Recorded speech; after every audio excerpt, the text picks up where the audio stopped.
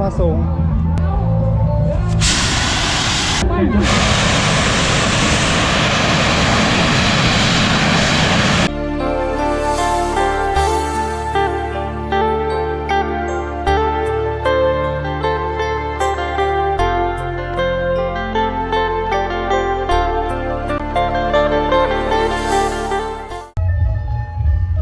สบายดีทุกคนเนาะวิดีโอนี้บรัดเดินทางมาบ้านโพนม่วงเมืองสิโปแขกสระเขตเพิ่มมาเบิ่งเข้าจัดงานบุญบังไฟประจำปีของหมู่บ้านนี่เนาะตอนนี้อยู่ในวัดเลยกำลังมีการเฮยังคึกคืนเลยแต่เด็กขบวนเฮของบ้านโพนให้เนาะเด็กเนาะบ้านรถไรจักบังจักบังจักบังจักบังสองบ้างสองบังจูนแล้ววะยังนี่ยังเนาะของวัดบ้างหนึ่งของอันส่วนตัวบ้างหนึ่งโอ้นี่เอาเลยเจ้าเลยมาบ้านทางเลยไปดีได้ด้วย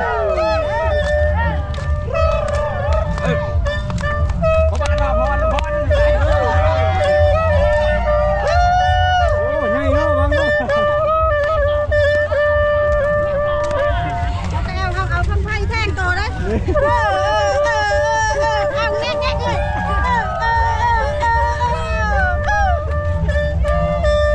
เขาจูดลายเติบเลยตั้งแต่1 โมงแล้วเวลามาประทัน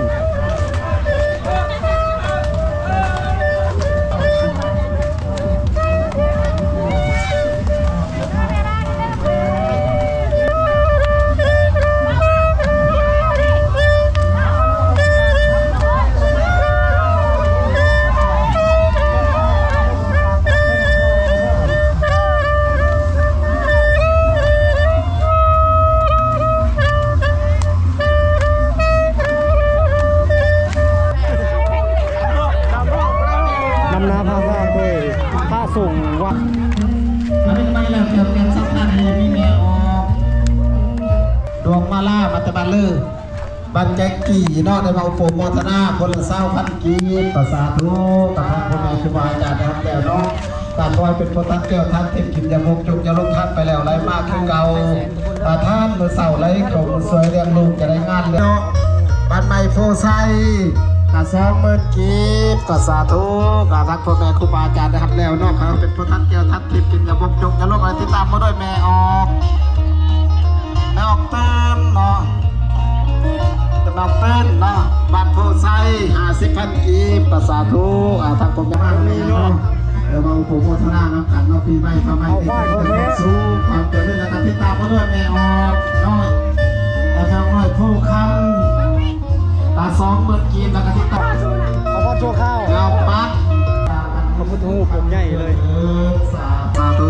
กับทางคุณแม่ครูบาเมื่อเสาร์ไรเขามาสวยกันเรียกลูกจะได้งานเรียงรักจะได้ด้วยตาจะได้มาไหวปะใจทำมาขายธุรกิจการงานสร้างคุณมีความมีแต่ความสุขความเจริญติดตามโมเดลปราจันทองทำมาโอ้นอเจ้าอธิการวัดสองขลามอยู่นี่เนาะ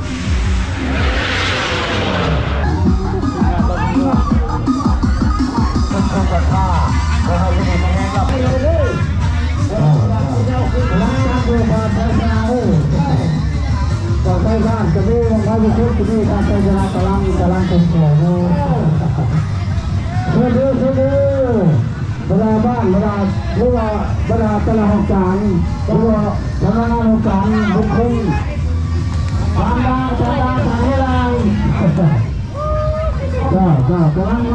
เอามาขึ้นทางต้องมาผ่านคณะกรรมการอย่างนี้ลงทะเบียนวันนี้บอลลงทะเบียนนี่ดิทางพุทธศาสนาครอบครัวมากบ้านแสนครอบครัวพุทธศาสนาบ้านแสนนั่งลงมาทำไมแสนอยู่นี่บ้านลงแสนเลยเจ้าเอาเป็นดีกว่าแล้วจะจูดตอนประมาณ3-4 โมงเลยครับเลย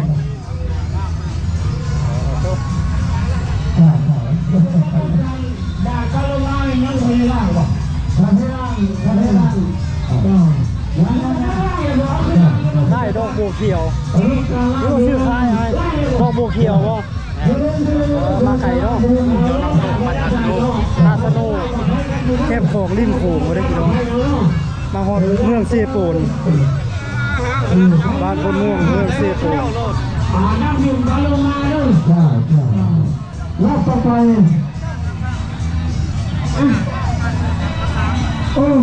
เอาเจ๊กันมาใหม่เนาะขนาดแล้วพอว่าการกับเทค33เด้อเทค33อยู่มือซ้ายเนาะพอว่าการอยู่มือขวาเอาส้มกันเอาเนาะเอาลูกกัน หางบอกไฟอยู่พุ่นหางบอกไฟ เทค33ต้องหอว่าการก็คงเมืองเด้อเนาะเอาให้ที่ใส่เด้อพี่น้องเด้อเจ้าเอาหอว่าการเจ้ากับเทค33เด้อพี่น้องเด้อเทค33อยู่มือซ้ายเด้อเจ้าจักรลามาแล้วครับบังไฟขึ้นสูงเพื่อจะมีรางวัลให้เด้อกรุณาไปสถานที่บังไฟก่อนพวกเราเพื่อนตู้เด้งไม่เอาหนูก็ทำภาษาตู้เด้งเนาะตู้เด้งเจ้าเอาหนูก็มาประกันบังไฟ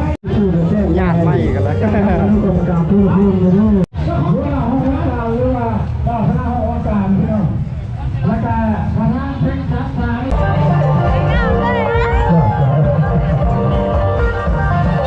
มีมาวัดกันเติมเลยพี่น้องเข้าดูว่าคนไหนกินได้ต้องกินคนไม่ใส่กินละพายแล้วคนมาส่งเครื่องคนไปส่งกันมาดิ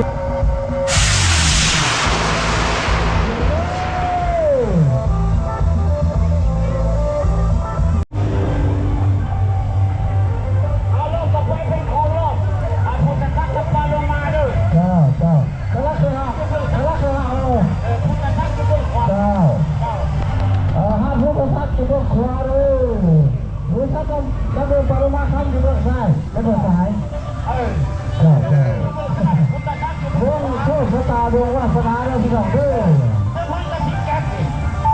ตาคุณตาจักกันใจใหญ่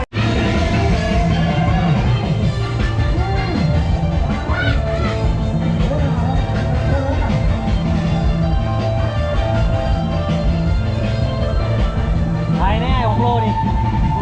6 โลเหรอ นี่6 โลนี่ ตัวนี้6 โลเนาะตัวนี้เด้ มี3 โล 3 โลเจ้าของค่ายได้นี่สายยังนี่ค่ายได้นี่สายลุย ใช้ลุยเด็กหาคู่ก็ได้หาคู่ก็ หา ได้ คู่มาได้เนาะสายลุยเด็กข้างกุฏิ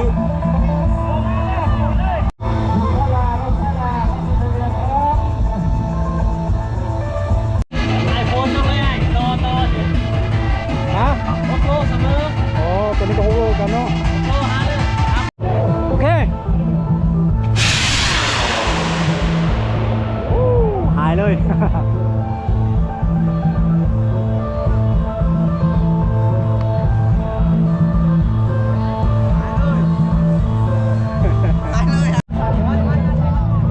พูดด้วยพระสงฆ์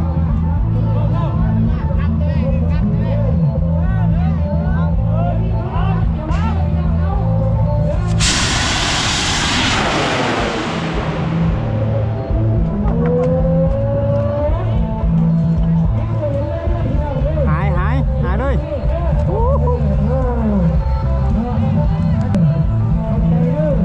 หายผมล้อทีมนี่ มัดกีบอลเซตี้อาดัน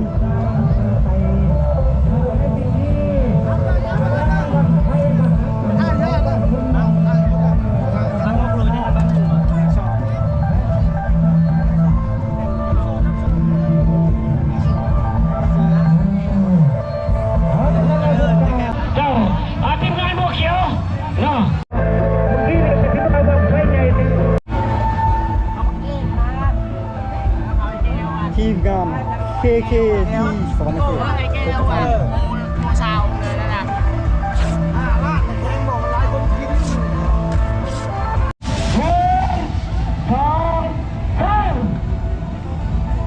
ตรงนี้สวยมากเอาไหม1 2 3 ยาแก้วเด้อยาแก้วเด้อเอาบริจาคให้ทีมงานดอกบัวเขียว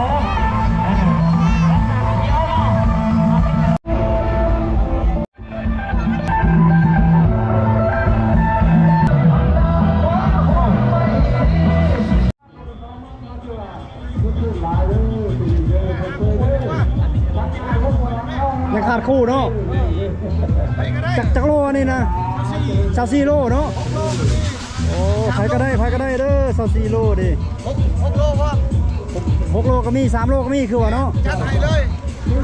ขาดคู่ ตามสุดละ5 ล้านเด้อตามสุดละ5 ล้าน ติดต่อมาที่เบอร์ นะ เบอร์โทร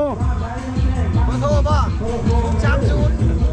931 9936โทรรถ โอเคโทรหาเพิ่นเลยเด้อเคที่สอนเขต ญาติเลย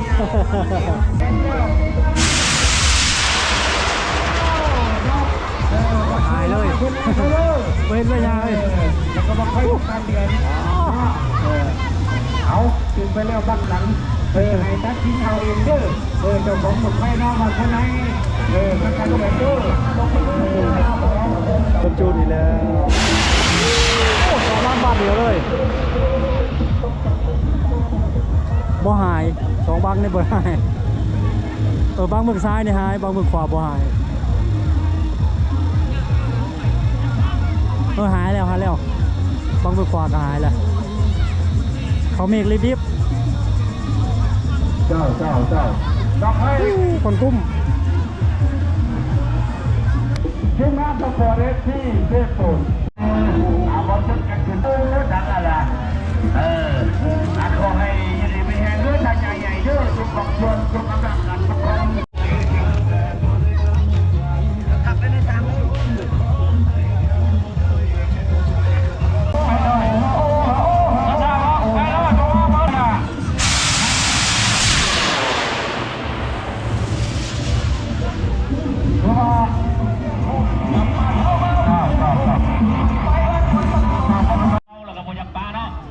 กำลังขึ้นห้านกำลังจุดกำลังจอบังไฟตำรวจปกสเมืองเพชรบูรณ์หันดีน้ำดาบทาง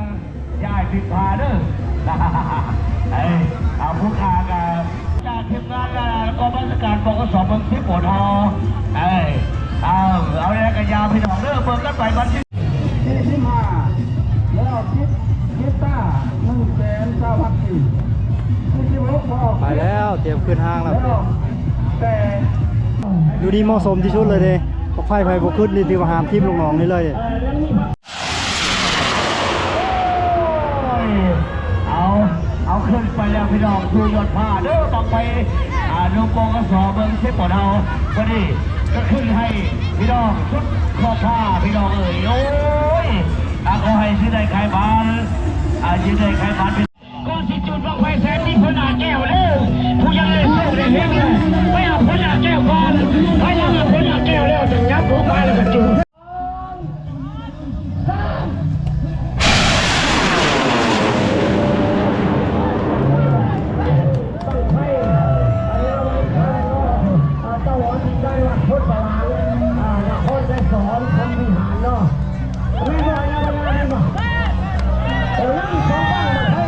บางไพ่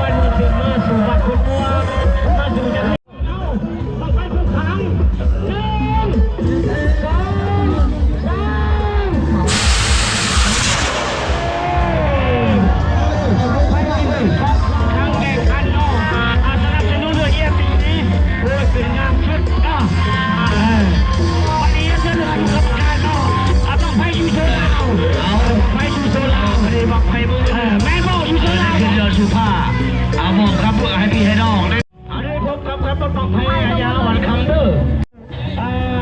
สนามจูบนะ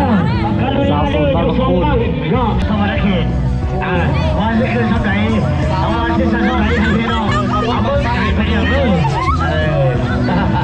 วันใหญ่ใส่เนาะเจ้าแล้ววันคำเมื่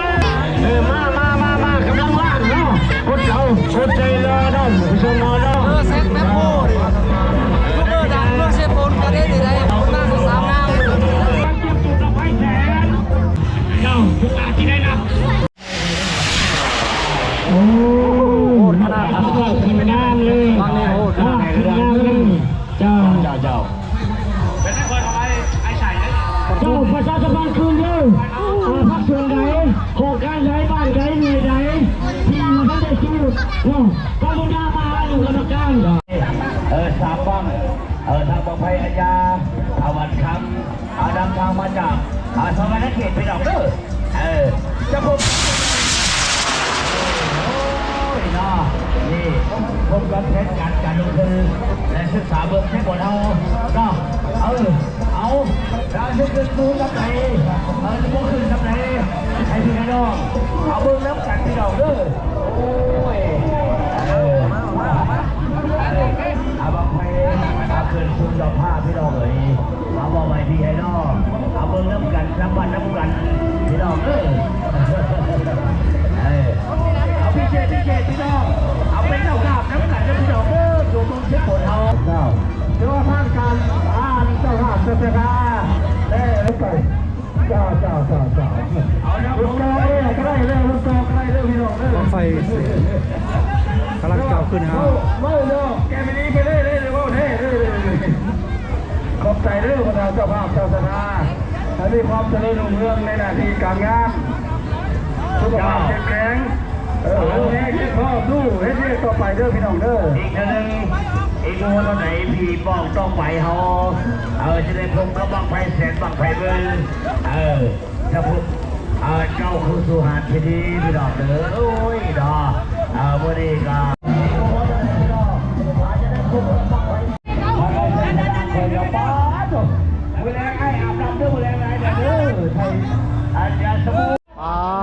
กำลังวานเงินตอนนี้นะกำลังวานเงินอย่าไปเบิ้งทุกคนด้วย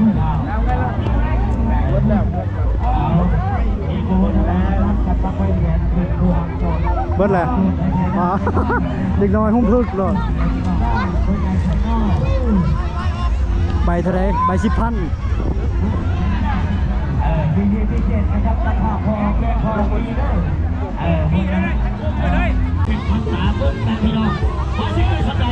บังไฟแสงกำลังเริ่มจะจุด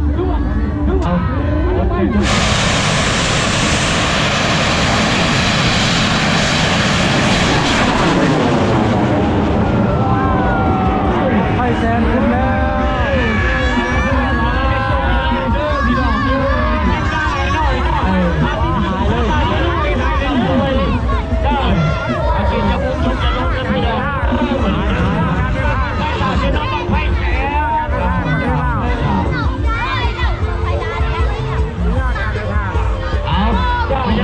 พี่น้องเห็นกันไปเป็นอะไรเป็นดอกเด้ออากินจะมุ่งตกจะลงเด้อที่ไหนใครมาที่นี่พี่คนเดียวพี่น้องไม่ต้องติดต่อเลยกับคนของไปเลยเจ้าท้องขาดกันมันมากท้องเจ้าเอาดูกรรมการให้มือเอาเชี่ยพ่อเลยเด้อชิ้นเนื้อการเดินทางเจ้าลูกกรรมการต้องให้มือมีกระบอกจะบอกเอาบังไฟมือสุดท้ายครับผมเดี๋ยวชมลงไปดูดิบังไฟแสนพี่น้องเป็นยังไงพี่น้องขึ้นสู่บอนี่มีหนึ่งมีท่าเดียวพี่น้องเลยฝากพี่น้องทุกคนพี่น้องคลิปนี้คนไลค์คนแชร์คนติดตามตรงนี้ทุกคนเป็นกำลังใจให้เวลาในคลิปในครั้งต่อไปเนาะสำหรับคลิปนี้เป็นยังไงสบายดีพี่น้องอันนี้ขึ้นสูงบอกให้มือเด้อ